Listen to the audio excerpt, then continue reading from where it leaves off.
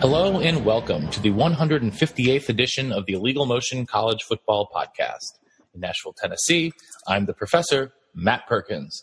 And joining me, just a quick out across the Harpeth River here in the Music City, it's our own offensive coordinator, the coach, Corey Burton. Well, if we're basing it on this week's week of practice, I will be catching that quick out. So that's a good thing. But one of the highlights from this week was actually a up-and-coming, sort of new Italian ice company surprised us at practice on Wednesday and brought us all Italian ice. And let's just say it was illegal how good, or has to be illegal how good this Italian ice was. So if you're ever in Nashville and you want some good Italian ice, go on Instagram, find Rocky's Gourmet Italian Ice, and try to just find where they are because they're mobile, and it's incredible. So just thought I'd give them a shout. All right. Well, maybe we can get Rockies to be the official sponsor of the pod. But I know that our third amigo there in the second city likes some Italian ice. A man who, coming from us tonight, not from Lincoln Park, but instead from Lincoln Square, it's our intrepid blogger from Big Ten and Counting, Josh Cook. So first of all, I don't believe I've ever had Italian ice in my life, so don't I'm assuming you. in my mouth. And second of all, yeah, that's right. I've got a super early morning meeting to kick off my weekend, so I am crashing at my girlfriend's place, and she is live with us, and she's developing some interest in football. Welcome to the podcast, Kristen. Thank you. Happy to be here. Interest might be putting it strongly. But I am definitely trying. Well, she already paints her chest every game. It's pretty crazy. All right. All right. It's crazy because I'm not wearing anything. It's just paint. So that's the crazy part. Hey, listen, they do it in the Sports Illustrated swimsuit edition every year. So you got to be doing something right there. Yeah, they stole that idea from me. Exactly. All right. Well, week 2 is here upon us, and we're going to get into some of the bigger games in a little bit like we always do later on in our Deep Roots. But first, we're going to hit some quick slants. And so, Josh, I'm going to throw it out to you first. Yeah, my first quick slant is a very intriguing Sparty at Sparky game. I was pretty bad on Arizona State in our preview. Not a big Herm Edwards fan, but they looked pretty crisp in their opener. They've got a nice offense going. Manny Wilkins is a really good college quarterback. Michigan State, not so much in their opener. I think this game is going to kind of set the tone for Michigan State. Are they going to be a contender like we all thought, or are they just going to kind of middle through the season? And a little bit of a warning, obviously, to Michigan State. Big Ten teams do not do well when they travel out to Pac-12 schools, especially the Arizona programs. Yeah, remember when Wisconsin went out to Arizona State a couple years ago, and there was the big gaffe by the referees that didn't allow them to get the final playoff, and they ended up losing that one. So, we all predicted Sparty to be pretty good this year. I picked them to be second in the East, so they're going to have to show a lot better against Arizona State than they did against Utah State last week. Coach, what's your first slant? Well, my first slant, I'm gonna head down to Crimson Tide land, where the Crimson Tide are welcoming for a hefty fee. Actually, they're actually paying the Arkansas State Red Wolves $1.7 million to make the trip to Tuscaloosa. The spread on this game is 36.5, which is really interesting because Arkansas State is a perennial contender for the Sun Belt title. So, if I'm a betting man, I'm probably going to take Arkansas State in that. Also, the over/under is 65.5. I might even take the over on that because I think Arkansas State has a chance of putting up some points. But I said that about FAU last week, and you see where that got me. So, but the story here is, we're going to talk about the quarterback situation. So don't ask me. Wait, no, that's just what they told Maria Taylor at the end of the game. So, but Tua Tagovailoa, however you want to say it, I don't know. He's going to be starting at quarterback for the Crimson Tide. Yeah, what do you think the ratio is there? Like 70-30 Tua to Jalen or thereabouts? Yeah, I think since he came out and named Tua as the starter for this game, I think you'll see more of a heavy lean towards Tua because I think they've pretty much got an idea of who they want. So it'll be interesting to see how he plays, knowing that he's the starter, and kind of maybe being comfortable. And he might play even better. So a couple names to look out for Arkansas State. Justice Hansen, extremely experienced. We talked about him at length in the conference preview.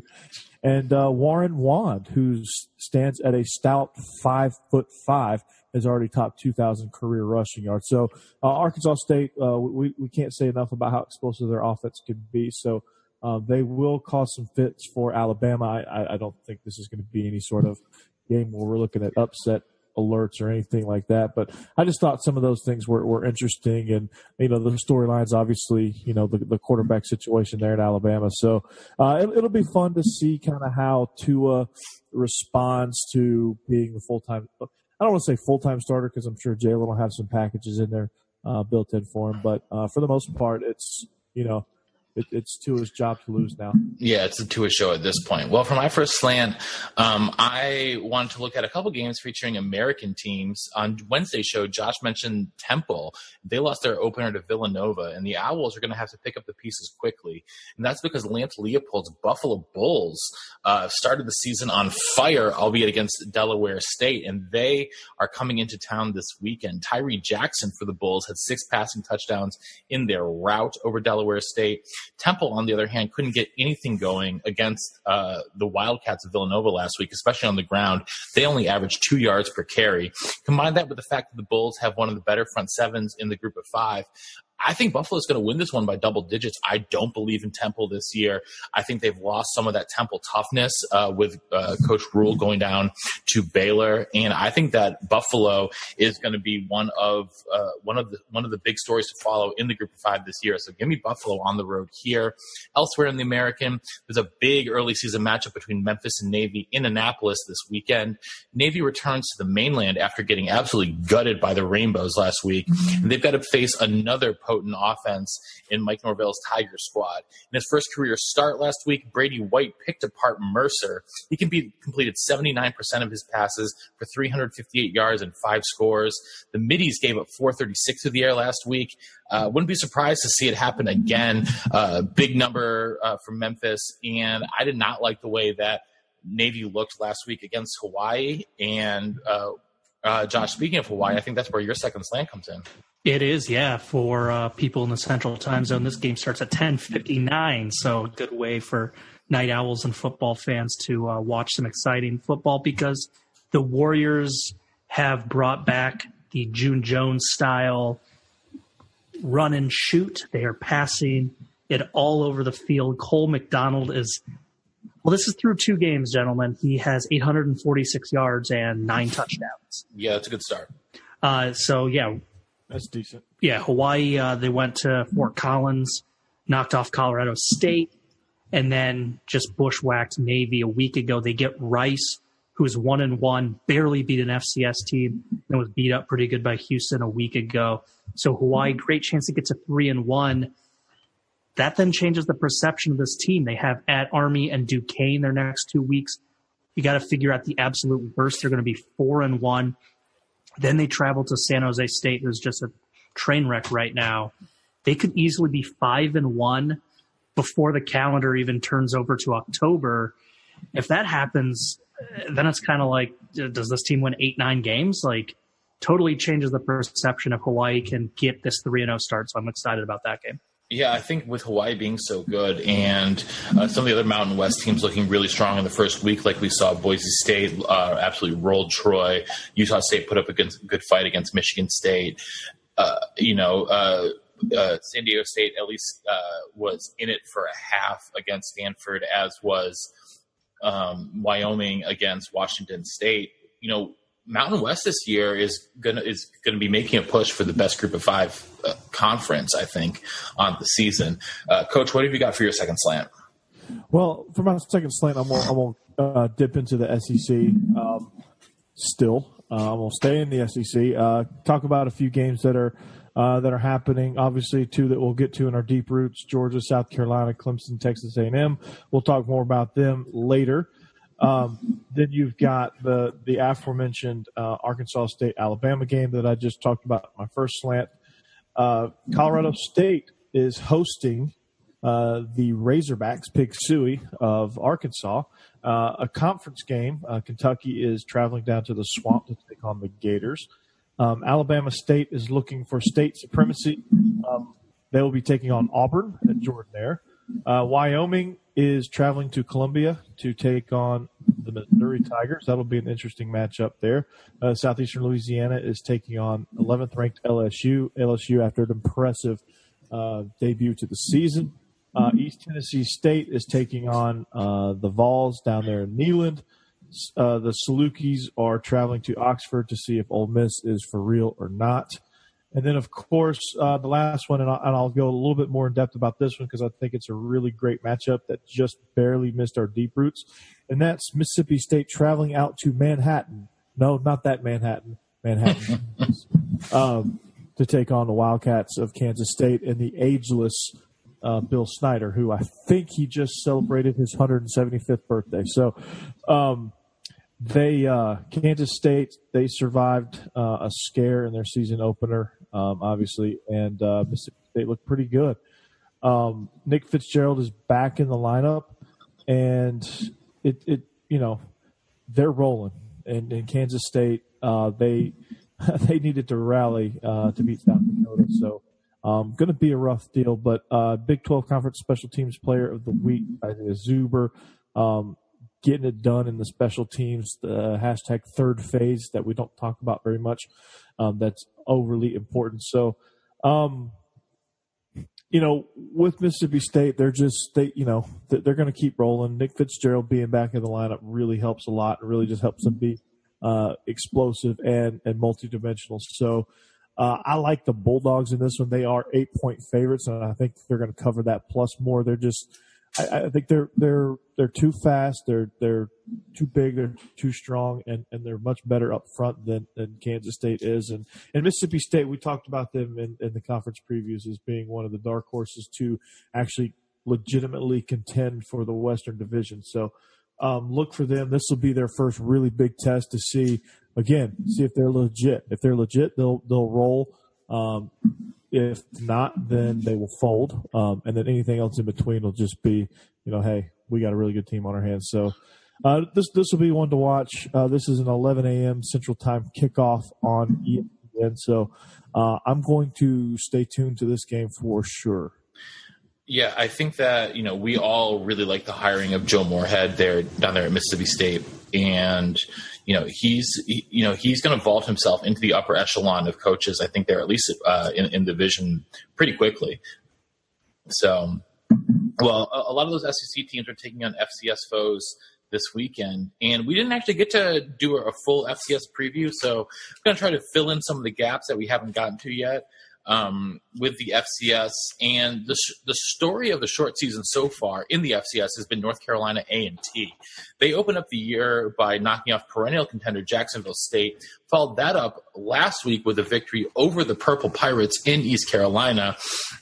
So in his first season as head coach of the Aggies, Sam Washington has North Carolina A&T up to number 6 in this week's poll. Number 1 is still reigning national champion North Dakota State. The Bison rumbled over Cal Poly to open the season 49-3. Number 9, Samford, though, they played a school that I had never heard of before last week, and that was the Shorter University Hawks. Coach, you familiar with Shorter University?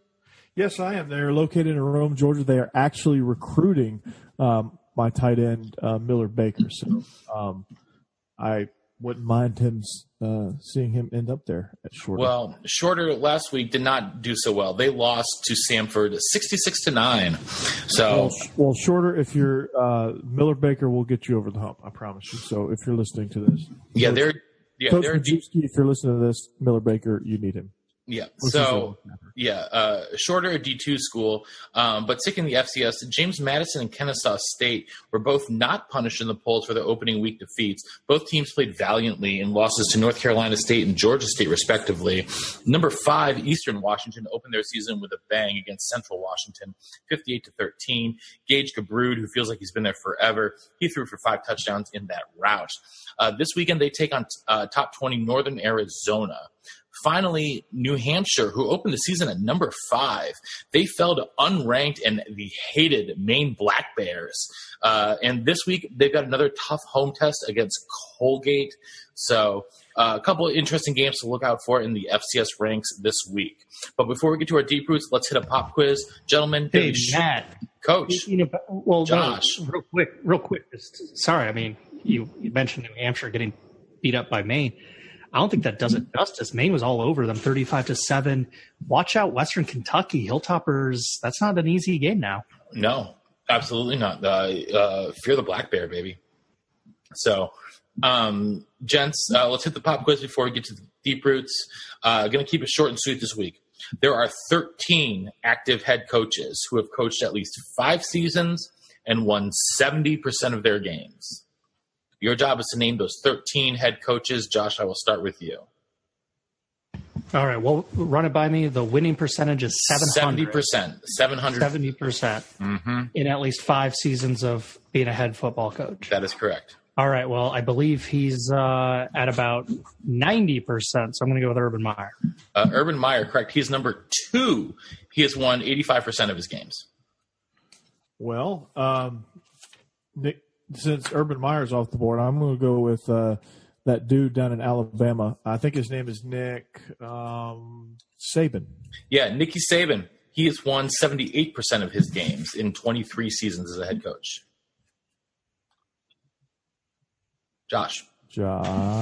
Yeah, I'm thinking. What? I can't sit here quietly thinking for a second. No, this is a podcast. Quiet does not translate very well. He was just painting Kristen.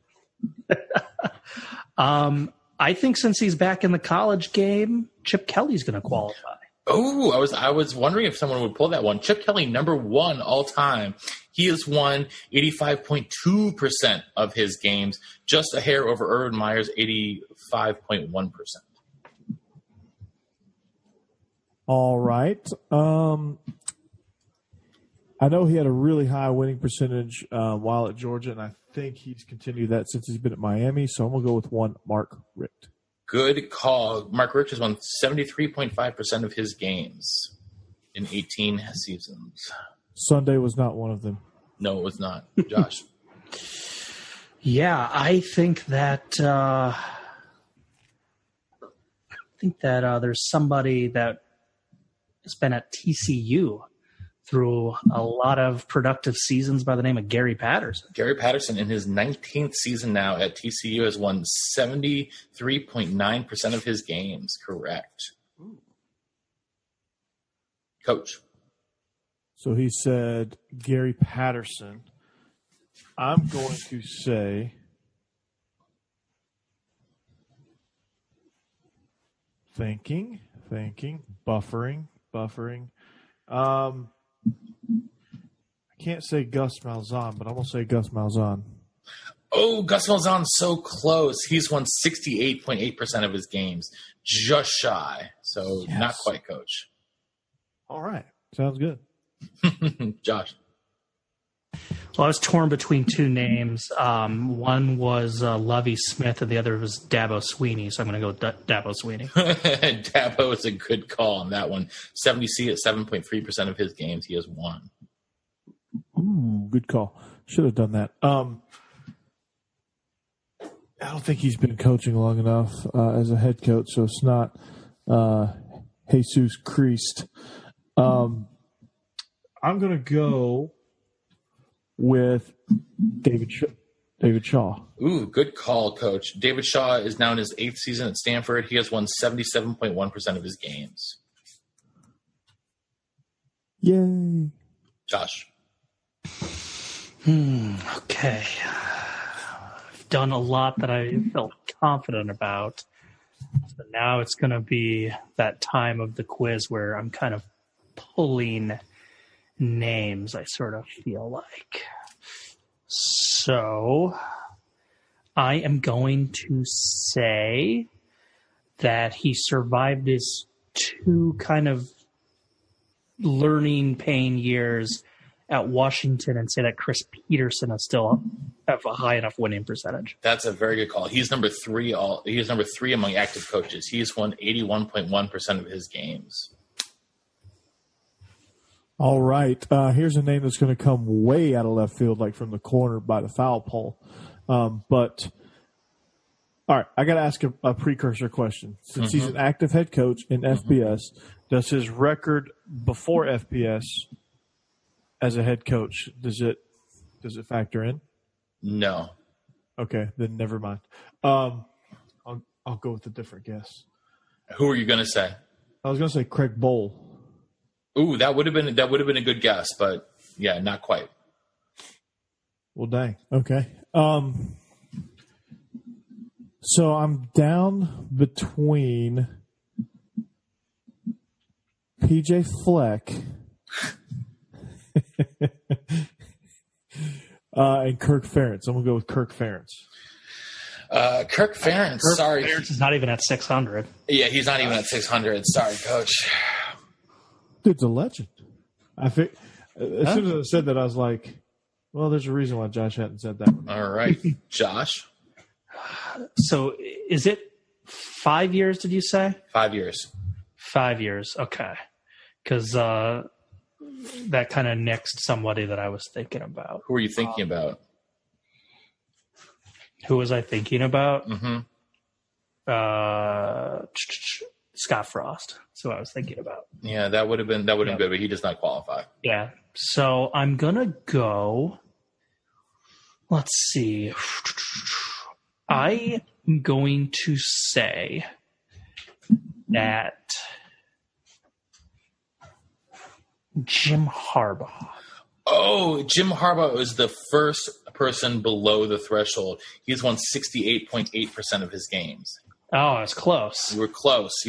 So Coach has 2 strikes. Josh has 1. Ooh, no pressure.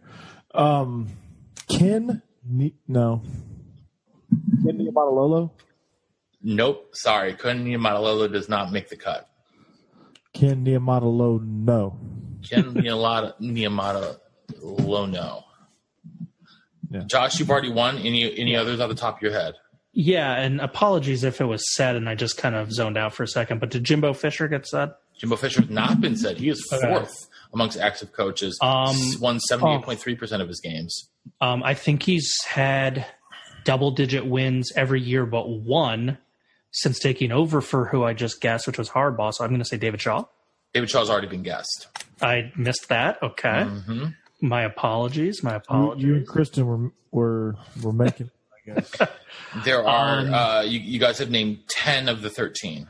Okay. I am going. 9 of the 13. There are 4 left. I don't know if he's been there long enough, but Harrison up at Boise State. Yep, Brian Harsin at Boise State. Yep, he's won 74.6% of his games. And Steve Adazio? No. I would also guess Kyle Whittingham. Ooh, Kyle Whittingham, great guess. Not quite, though. 66.7% of his games. He wins 2/3 of the games he coaches, but not quite 70%. Just for fun, where's Paul Johnson on this list? Paul Johnson is at 66.3% of his games. 183.93. He might have lost too many. One guy earlier in his career and one guy at Vanderbilt. But I have a feeling D'Antonio and Franklin are at least in the neighborhood. They're actually not. D'Antonio has won 65.7% of his games. Franklin doesn't appear on the top 25. So the ones you guys have missed, Clay Helton barely makes a cut. He's in his 5th season at USC. He's won 73.7% of his games. Brian Kelly at Notre Dame, but before that at Cincinnati and Central Michigan, he's won 70.8% of his games.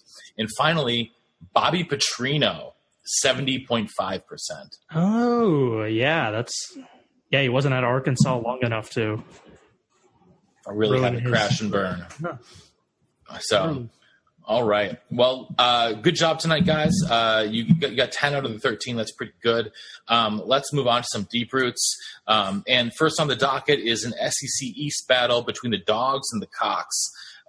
Coach Jake Bentley is 1-6 in his career against top 25 teams. His only win coming against Tennessee way back in his freshman year. What does he need to do in order to keep South Carolina in this one against the Dogs? Well, he needs to find Deebo Samuel early and often. Jake Bentley actually threw his career best 4 touchdowns last week against Coastal Carolina, and I realize it's Coastal Carolina, but throwing 4 touchdowns is 4 touchdowns, and that can't be overlooked. But, again, he's going to have to get great protection from his offensive line. It's going to come down really to the battle of the trenches here. If they can protect Bentley, he's good enough. If you give him time, he can find his guys, especially who I just named, Deebo. So, and he's going to have a hostile crowd supporting him. So a hostile crowd for, against Georgia. So that should do him some favors as well. So, just stay upright and find Deebo. Josh, do you see any way that South Carolina can even, keep it close?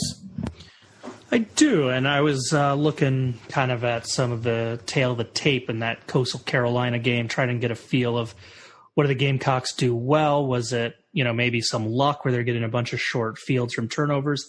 And it really wasn't. It was just Will Muschamp doing something that I don't really give him credit for, and that's having a competent offense.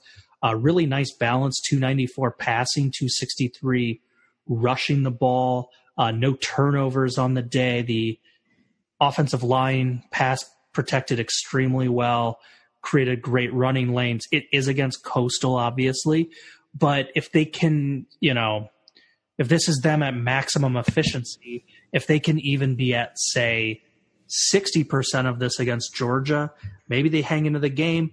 One thing to look for, South Carolina, 9 penalties for 99 yards. A little sloppy there. This is the type of game where maybe a couple penalties bite you in the butt at the end of the day. Maybe a defensive hold extends a drive on a 3rd and long and gives that Georgia offense another crack at it. That's what, I think that Georgia on neutral fields, probably 2 touchdowns better. I think with that game in Columbia, maybe USC hangs around a little bit longer than they should, but I'm still going to pick the Dogs, quite frankly. Yeah, I think the Dogs are definitely the pick here. Coach, how much Justin Fields do you think we're going to see?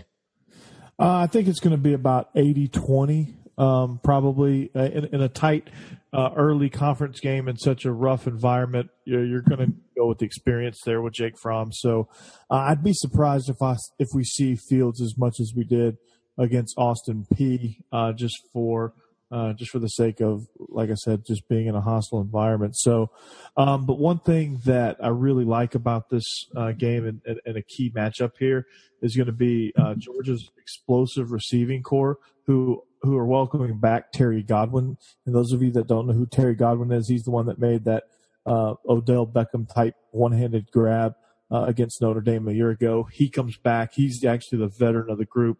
And you saw Demetrius Robertson, his explosiveness.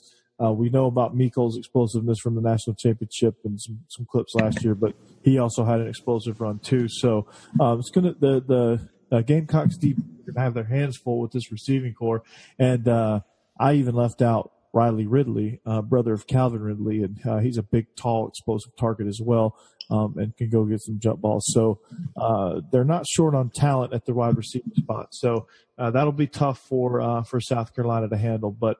Again, it's going to come down to can Georgia protect the quarterback?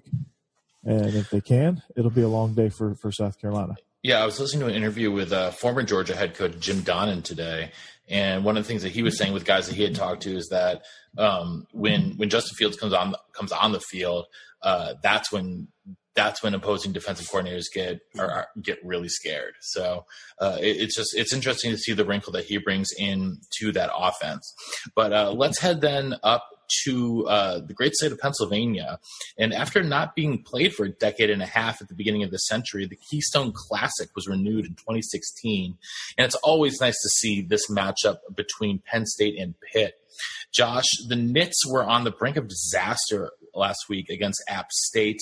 Do you think that they're going to look more like the Penn State we've become accustomed to over the past few years, or some of the flaws that the Mountaineers expose, especially in their passing defense, are those going to come back to bite them in the butt against a Pitt squad that seemingly is always solid? Well, shameless plug, you can read my preview of Penn State. They're so in-depth. They're over 3,000 words each that I can't even get them all done before the season starts. That's how amazing they are. And Penn State's was literally posted a few hours ago. In short, Penn State has a whole lot of people taking on new roles on their defense. And a lot of it is just key reserves now becoming starters. They're really talented on defense, but they're not quite there yet in terms of all gelling. And probably where they're the weakest is at defensive tackle and in two of their three linebacker spots. So if Pitt can rush the ball effectively, they can have some balance. They can maybe get Penn State to bring a few of their good secondary players into the box. Then that might open up the passing game. Looking at what Pitt did against Albany, they got to get Quadrialis in the ball more. He was really good in 2015. Kind of went through some injury and also was a little bit bare in the depth chart, but he's back to being a more feature guy. He had 7 carries for 73 yards. I want to see him probably double that in terms of the number of carries. And fun fact in that Albany game, the Great Danes quarterback, just FYI guys, Vinny Testaverde's son. Oh. Yeah, I thought that was interesting when I was looking at the game notes. But yeah, I think for Pittsburgh, they're going to have to take advantage of those few holes on Penn State's defense. And then the Panthers, for whatever reason, have struggled defensively with Pat Narduzzi. They can't do that. We know Penn State's offense is the key for any success they have this year. It's going to be Penn State scoring a boatload of points. So good luck, Pitt Panther defenders. Yeah, Coach, obviously they've still got Trace McSorley there. What's the key to stopping Trace McSorley? Well, pressure, and more pressure. And another way that Pitt can put pressure on Penn State is actually on the other side of the ball on offense. So this quote kind of stood out to me, and this should be kind of the centerpiece of Pitt's game plan. And James Franklin said, quote, "It doesn't take 23 years coaching experience to say we didn't tackle well." I think it's probably the biggest thing that stood out. Too many missed tackles. So what that tells me is get the daggum ball out in space, force them to tackle, and put pressure on their defense. And then what that's going to in turn do is put pressure on McSorley and place all that weight on his shoulders to try to carry the team and maybe mount a comeback or things like that. So and really just keeping him off the field. Just continue to blitz him, hit him, knock him down, hurry him, force him into turnovers, things like that, and then hold on to the ball offensively and really just chew up the time of possession and play field position. One thing I would say, Coach, I totally agree. They got to get some pressure on McSorley, but it's got to be smart pressure. McSorley got buried a little bit because of some of his gaudy passing numbers and the fact that Saquon Barkley was so good. But McSorley's a pretty good dual threat kid. He was second on the team in rushes, second on the team in rushing yards, and second on the team in rushing touchdowns. So with that pressure, I think they need to maybe gamble a little bit and not have someone in pass coverage keep a spy on it. Which then means that you're going to potentially be on an island with both of your corners if you're sacrificing playing zone in order to have a spy. Yeah, and if you feel good about your man-to-man or you feel good about some of your corners, then yeah, absolutely, lock down and bring it. Yeah, definitely. All right, well, let's then head next to a matchup where Jimbo Fisher gets to take on Clemson. Again, he left the ACC, but he can't leave Clemson. As a head coach, he's 4-4 against Clemson in his 8 seasons while at the head of FSU, but he hasn't beaten them since 2014. And if you'll remember, that was the game when Sean McGuire stepped in for a suspended Jameis Winston to win in overtime in Tallahassee. This year's Aggie squad, though, is light years away from the overall talent level that was possessed by some of those Knowles teams that he coached. Coach, how much, first of all, how much Trevor Lawrence are we going to see here? I've asked you about Justin Fields already. How much Trevor Lawrence, the other real big-time recruit quarterback from last year's class, are we going to see? You mean sunshine? Mm-hmm. If they're smart, they'll more than 50%, but I think they're going to early on split reps, go probably, 2 series on, 2 series off until one of them gets hot. Yeah, Dabo seems like a guy who's pretty loyal to his upperclassmen. Yeah, and if he's smart, they just look so much different when Trevor Lawrence is in the game. They, you just see the tempo pick up, the energy pick up. Trevor Lawrence is just, and this is not a knock on Kelly Bryant. He's just way better than Kelly Bryant. So you just sit there and watch him make throws. It's a thing of beauty, really. And I think whenever Trevor Lawrence decides to come out, he's going to be the number one pick in the draft.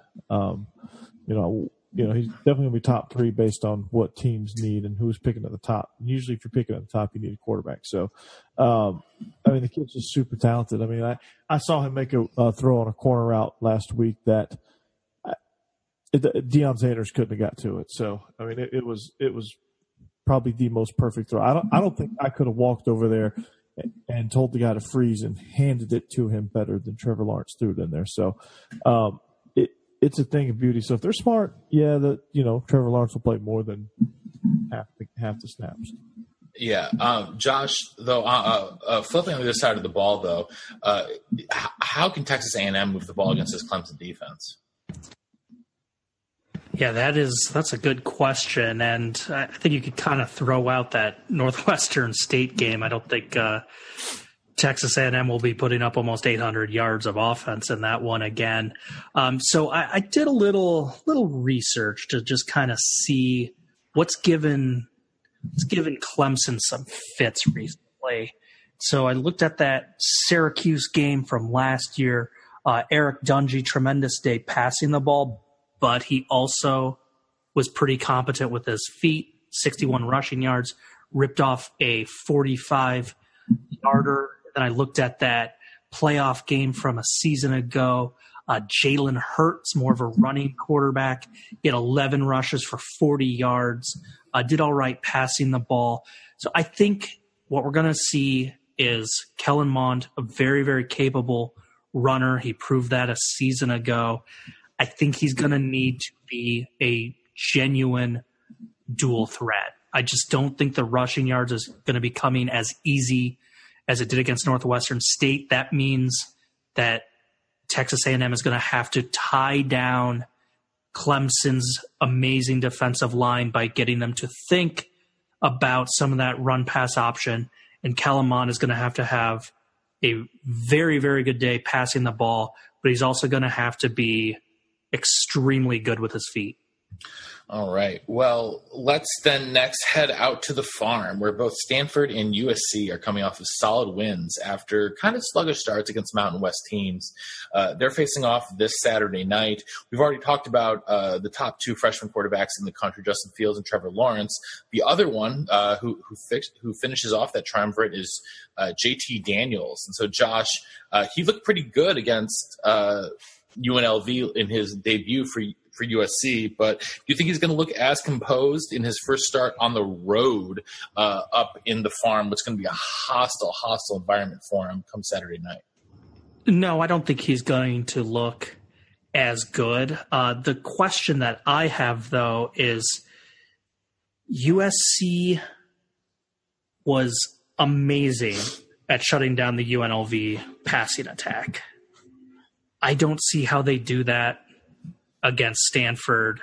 They have what's his name? I believe he is about an 8-foot tall running or wide receiver. I believe his name Colby is Parkinson. Whiteside. Colby Parkinson's also really, really talented, but Whiteside, And tall. yeah, Whiteside's just a freak. The passing game for Stanford was amazing last week.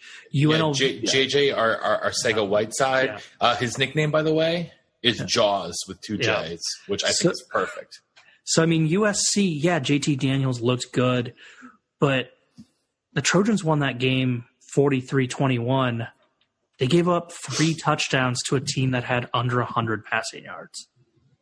The rush defense wasn't very good. I'm concerned about USC. I think this could be shades of a few years ago when Harbaugh just ran up the score and Pete Carroll's like, "What's wrong with you?" And Jim Harbaugh responded, "What's wrong with you?" Yeah, we're also going to get to see 2 of the St. Brown brothers face off in. They're not going to face off against each other, but for Stanford, they've got Osiris St. Brown, and and USC has freshman Amon-Ra St. Brown, who was a high school teammate of JT Daniels as well. Both of those are also brothers of Equanimous St. Brown, former Notre Dame receiver. So, Coach, what are you going to be looking out for in this one?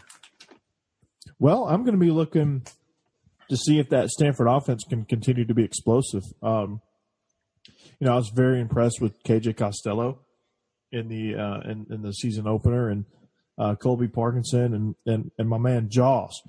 They're just so explosive, and then just to see how they get Bryce Love involved, and just kind of see how he does against this Trojan defense. And Stanford's offense is something that we thought was going to center around Bryce Love, and the passing game was going to kind of just trickle out and be stemmed off the run game. But it was really truly balanced, and I was impressed with KJ Costello more than I thought I would be. So, can USC make adjustments, put pressure on Costello? Can they lock down Jaws? Can they find an answer, offensively with JT Daniels? And, can they answer the bell? It's going to be a hostile road environment. First big start for a true freshman. Can he answer the bell? If he can, USC will win easily. If he can't, then Stanford's going to roll. I think it's going to be lopsided one way or the other. I don't think this is going to be a close game either way. I think, a couple factors here for USC. It could get lopsided that way. Couple breaks here for Stanford. It could get lopsided in their favor. So it's going to be a really interesting game, one that I want to pay attention to for sure. All right. Well, then let's head to our final deep root of the week, and that is the battle for the Cy-Hawk Trophy. Josh, you are unfortunately not going to be in the house for this one. I know you wish you could be there, but so I was going to ask you what you were going to be eating beforehand at the tailgate. But since you're not going to be in the house, what are you going to be eating at your place to watch this game? And can Nate Stanley look better against Iowa State than he did against Northern Illinois in the opening game of the season? Well, the menu for the viewing party is not set, but Nate Stanley and frankly this whole offense needs to look better. They had just 3 points at halftime. I know they won 33-7, so that second half looks better, but things were just out of sync. Stanley couldn't really get going to Noah Fant, the outstanding tight end. Fant ended with just 3 receptions for 10 yards. The wide receivers were an absolute non-factor. And Stanley just looked off from him. It wasn't like there was a bunch of drops. He just was overthrowing stuff. Looked like he was missing reads. Hopefully it was just rust. But it was a pretty disappointing start for the Iowa offense. Defensively, that's the other side of the story. This is a team that graduated all 3 linebackers. I know I'm not the only Hawkeye fan who was a little worried about what the defense would look like, but they held Northern to just 211 yards. Northern was terrible on third down, 2 takeaways. It was a really nice day defensively. The curious thing about this game is, and maybe Coach can answer this, but Iowa State, their game was canceled, but they did get to have a series, so they kind of went through almost like an extra practice, but pretty much no tape for Iowa to study. But for Iowa State, not a full 60 minutes opening week. They just played about 5 to 10 minutes of that game before it canceled. So who does that, go in favor of? Iowa for having a game under their belt, or Iowa State for not having a lick of anything on tape? So for Iowa, I think the best thing that could have happened to them really is not get a whole bunch of film on Iowa State. They know what they're going to do. So it probably gives them a chance to just work on them and work on getting Nate Stanley, Nate Stanley back. Yeah, I don't know who Jason Stanley is. I don't either. Probably some accountant over in that works for H&R Block. So, but 11 for 23, 108 yards. It just probably gives them a chance to get back on track. Get some rapport with his receivers, and it really just kind of take an extra week of training camp per se, and just kind of get back down to basics and just make sure he's sharp for this game. All right. Well, with that, Josh, let's head to some spread formations. The season's off to a good start, but in our picks, we are not. Josh, you were 2-3 last week. Coach and I were both 1-4. Let's hope. In my defense, I was 9-4-1 on the blog. Give me some more Big Ten games, and you'll see me do way better. Well, we have one Big Ten team in our spread formations this week, but we'll get to them here in a minute. First, though, coming off of a rough debut for the Chip Kelly era in Westwood, the Bruins have to travel to Norman, where they are 30.5-point underdogs on the road against Kyler Murray and the Oklahoma Sooners. Josh, what side are you on this one? Well, I thought UCLA was going to have pretty much no chance in it to begin with, but then you factor in that starting quarterback Wilton Speet. He's at least got some experience under his belt. He's questionable for it. If he's already questionable here at Thursday night, I don't see him going. Give me Oklahoma. All right. Coach? Wilton Spate plays. I would have given UCLA a chance to cover. But after seeing what Oklahoma did last week, does not look like they're missing Baker Mayfield all that much. So I hate to say it, Boomer Sooner. Yeah, just to be a contrarian, I'm going to take UCLA to cover 30.5. I still think they lose by 28 points, but not by 31. I still believe in Chip Kelly, so I'm going to take UCLA to cover this big old spread. Next, though, we will head to Houston Texans. And speaking of ominous debuts, the Kevin Sumlin era did not get off to a fast start. The Wildcats lost to BYU at home last week. This week, they have to travel to Houston, where Ed Oliver is waiting for them. Josh, Houston, 3.5-point favorites at home against Arizona. Who you got? So this sounds crazy, but Khalil Tate attempted 34 passes. I think he completed 17 of them. I know, but here's my prediction. He's going to drop back to pass. Ed Oliver's going to crash that line. Tate's going to go do what he does best, take off and run, and then someone's going to go, why the hell am I not calling all these running plays the whole time? Arizona adjusts, Arizona covers because my Wildcats are going to win. Ooh, I like it. Coach? Not quite so much of a dramatic retelling there for me. I just think they get back on track and, they pull their head out of their rear end. And I think they go down to Houston and win.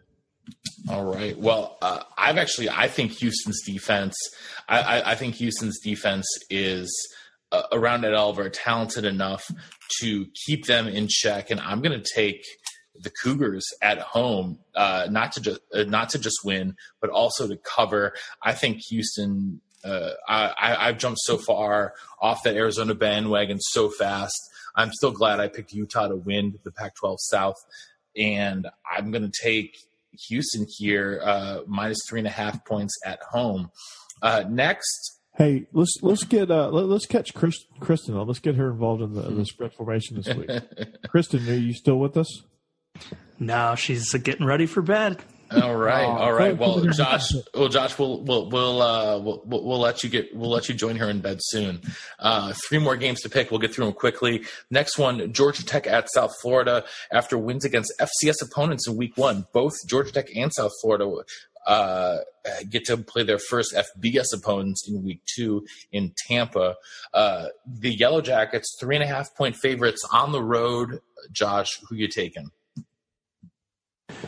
Well, I'm trying to figure out, and I never really did get a good answer for what offense Elon runs, because they only attempted 12 passes, and they had almost 200 rushing yards, and they attempted it 49 times running the ball. So I'm kind of wondering if they've got some option inside their offense. Coach, you know what Elon runs for an offense? I don't, but I will look them up. And, well, it has me thinking that Georgia Tech might be able to move the ball on these guys. And as a result, I'm very, very, very tempted to say Georgia Tech. And so I am. All right, Coach, who you got? I'm trying to think about how the Bulls in Tampa, and I like UCF, but I just think without Quentin Flowers, there's still going to be a little bit of a work in progress. And then seeing Elon have such a good day running the ball kind of scared me off of him. Well, I'm watching the highlights of this game, and Elon has done nothing but throw the ball. They threw a pick. They attempted 12 passes. They completed 6 of them. Well, there you go. And there was 2. I guess you saw all 6 highlights. Yeah, so they're a spread option team. They kind of run like zone option, power read stuff out of the gun.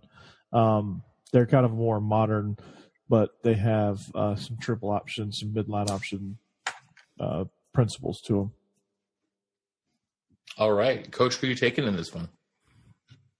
Well, given the fact that they had so much success running the ball and such a lack of success throwing the ball, well, good news for Georgia Tech is they don't throw it a whole lot either. And when they do, it's usually a play-action bomb to somebody standing wide open. So my heart is telling me Bulls on parade because, quite frankly, that would be cool.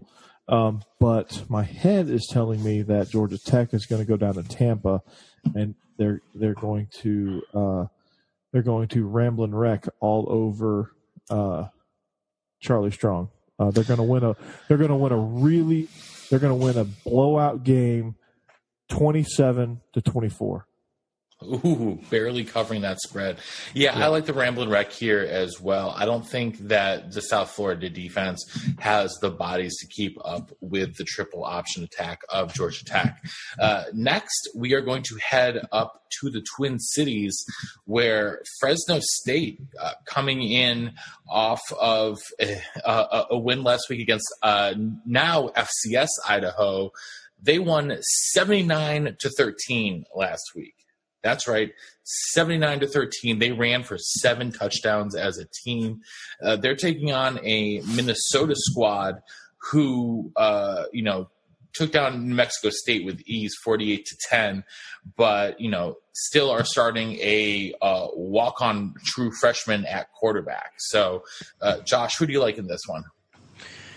Yeah, this was a game that I wanted to do a quick slant on. I'm glad it made the show. That's why I kind of called an audible a couple segments ago. But this is going to be an interesting one. It's a really exciting game because Minnesota has some nice pieces around Annexstad.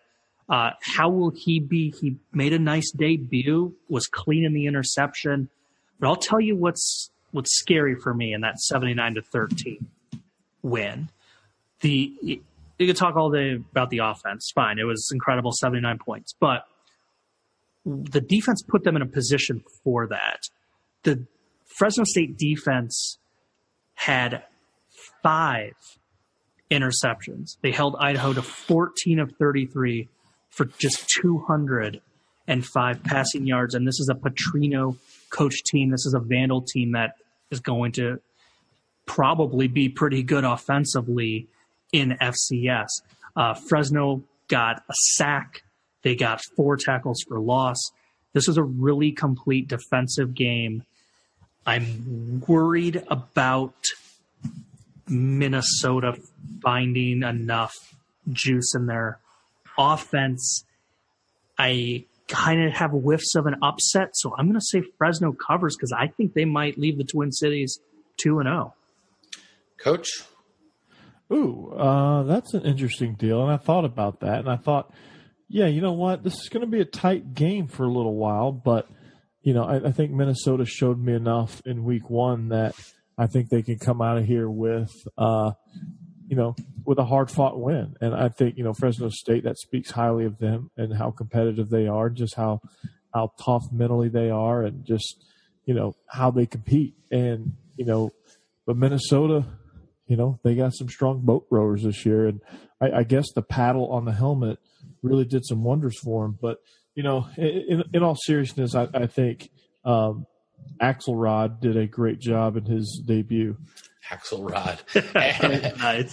Hey, this is going to be like a Rookie of the Year type deal where, you know, I call him Rosenbagger and Gardenhoser all season until he really, truly breaks out. But, yeah, Anixstad is his actual name. I know that. But, you know, a true freshman, tough game here against Fresno State. But I think he's ready. I think he's ready. This is going to be his breakout game here, and I think he's going to be victorious in this matchup. And I think the Ghosts are going to be 2-0. All right. Josh, I'm going with you on this one. I think Fresno State comes out of here with a win. I still like Marcus McMaryion a lot as the quarterback there at Fresno State.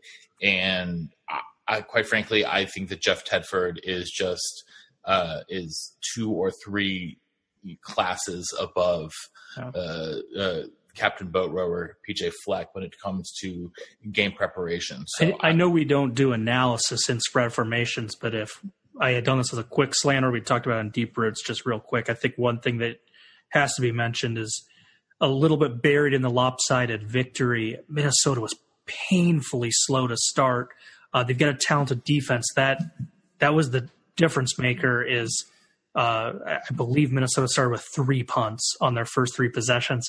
I don't think you can do that against Fresno. That feels like a good way to maybe be down 14-10. Yeah, absolutely. Or excuse me, 14-0. Definitely. Yeah. All right. Well, let's head to our last spread formation. Gentlemen, the Kansas lines are back.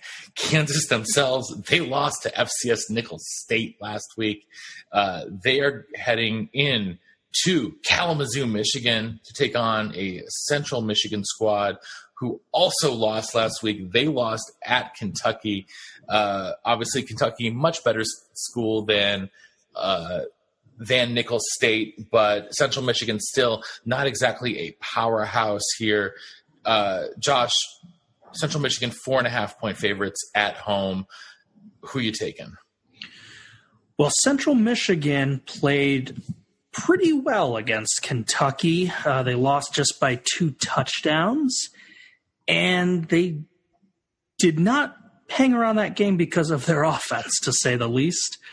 They had a long day trying to get things going, but they did have 2 interceptions. They also had a defensive touchdown.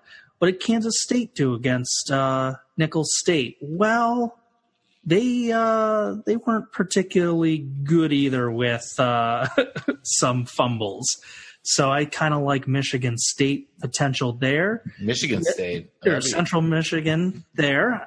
The other thing I caught my eye, Kansas against Nicholls State, 56 rushing yards on 32 carries against an FCS team. That's not very good. And I think the Chips are going to enjoy not having to see Benny Snell Jr. or Asim Rose. Give me CMU, baby. Mount Pleasant. Right. Celebrate. Coach. Well, yes, that vaunted Nicholls State defense. You got Clemson, you got Auburn, you got Nicholls State. They're up there in the same category, but not really. But anyway, this game, poor Kansas. Sorry, Kansas. You're playing a road game at Central Michigan. You're a 4.5-point underdogs to a Group of 5 team. For that reason and that reason only, I'm picking the Chippewas because, quite frankly, the Chippewas are the better team. So, give me Central Michigan. I think they win by 10. Yeah, I don't know why I said Kalamazoo. I meant Mount Pleasant, obviously, but Kalamazoo's Western and Ypsilanti. Ypsilanti is Eastern. Yeah. Well, Josh, do you know the name of the Central Michigan Stadium? Field. I know it's not this, but just for the sake of saying it, I'm going to say Waldo Stadium, but that's Western Michigan. No, it's Kelly/Shorts Stadium. Oh, you know what? I think I knew that. I just didn't remember it because I did a dynasty there back in the game that is no longer around. All right. Well, named for the combination of Perry Shorts and Kenneth Kelly. Perry Shorts was a booster and a banker in Saginaw, Michigan, who was a big donor to Central Michigan. And Kenneth, quote, Bill Kelly, unquote, he was the coach of the Chips for from 51 to 66. He compiled a 91-58-2 record in his 16 seasons as the head coach there. Nonetheless, Kelly Shorts Stadium is the home to Central Michigan. But you know what, guys, I don't know what it is. I'm taking Kansas in this one. Let me guess. Do they have a track there? At Kelly Short Stadium? They do not. Oh, okay. They do not. I was going to say maybe Kansas feels right at home. I was going to change my pick if you said yes.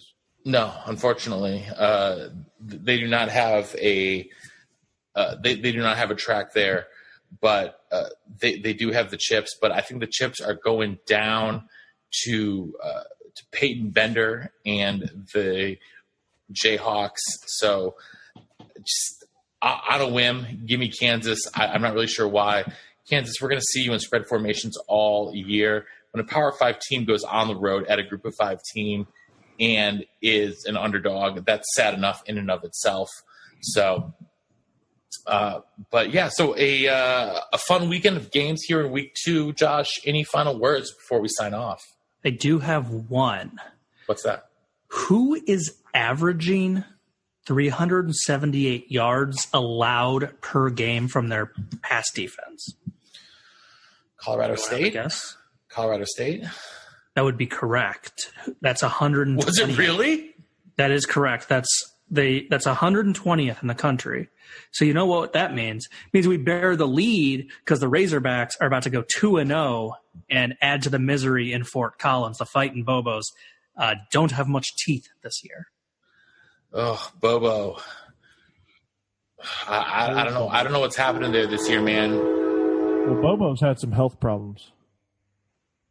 Yeah, I know he himself has had some health problems, but the Rams, though, they have not looked good to open the season.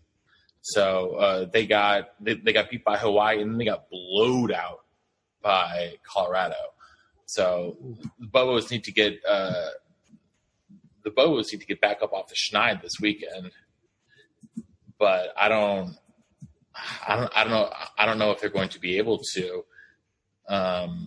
Because, quite frankly, they've got,